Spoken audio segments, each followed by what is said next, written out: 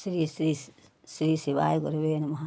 లోకంలో లెక్కలకి ఎలాగైతే ఎంత విలువ, లెక్కలే సున్నాకి విలువ లేదు, సున్నా పడుతుంది. అదే వ్యాకరణంలో కూడా సున్నా, తెలుగు వ్యాకరణంలో సున్నాకి ఎంత విలువ ఉందో మనం చెప్తున్నారు. తెలుగు వ్యాకరణం గురించి చెప్తూ, ఆయన వ్యాకరణం గురించి చెప్తూ ఒక మాట అన్నారు. సున్నా ఒక ఒక 10 శ్లోకం ఉంది. ఏంటది? ఒక వార్తగా ఉంది. క్వచిత్ ప్రవృత్తి, క్వచిత్ విభాష, క్వచిత్ ప్రవృత్తి, క్వచిత్ అప్రవృత్తి, క్వచిత్ విభాష, క్వచిత్ అన్యదేవ. అంటే క్వచిత్ సున్నా విలువ కదా. ఆ సున్నా ఉంటే ఏ విలువ లేదు. సున్నా ఒక అంకె వేస్తే బోడంత విలువ వస్తుందా? రాదు. అంకె వేసి సున్నా వేస్తే విలువ వస్తుంది. అలాగే సున్నా గొప్పతనం చెప్తే ఒక సున్నా ఒకసారి వస్తుంది, ఒకసారి క్వచిత్ ప్రవృత్తి వస్తుంది, క్వచిత్ అప్రవృత్తి రాదు. ఒక నిత్యంగా వస్తే ఇష్టం తిరుగుతుంది. అంటే స్త్రీ జాతి ఎలా ఉండాలని చెప్పడం ఇది అన్వయం. వ్యాకరణ సూత్రాలకు కట్టుబడి ఉన్నది ఎప్పుడు నిత్యంగా ఉండే ప్రవృత్తి.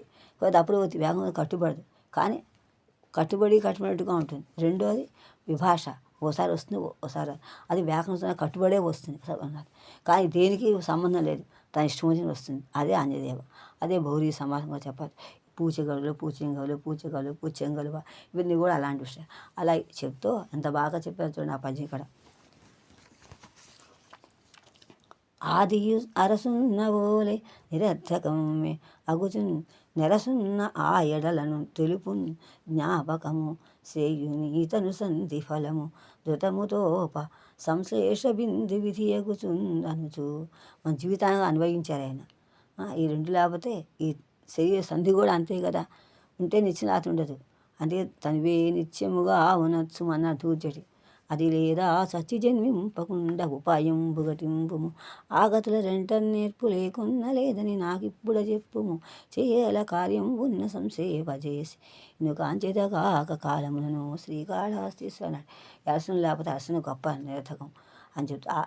ఆది హరసున్నోలే నిరర్థకమే అవుచు నెరసున్న ఈ ఎడలను తెలుపు జ్ఞాపకము సేయునీతను సంధి ఫలము ధృతముతోప సంశ్లేష బిందు విధి అనుచున్. సంశ్లేష విధి బిందువు అని చెప్తున్నా. సంశ్లేష విధిలతో కూడుకోవడం సంశ్లేష. ఇలా చెప్తూ అదే గుణసింధి సముద్ర అలాగే చెప్పారు. సముద్రసింధి ఎప్పుడు సమాన వర్ణాలకు వస్తుంది దీర్ఘం, అది గుర్తుపెట్టుకో. ఆ దీర్ఘం ఎంతగా ఉండాలి? గుణంగా మంచిగా ఉండాలి. ఇంకా ఎలా ఉండాలి? ఎప్పుడు కూడా అభివృద్ధి చెందాలి. ఇంకా ఎలా ఉండాలి?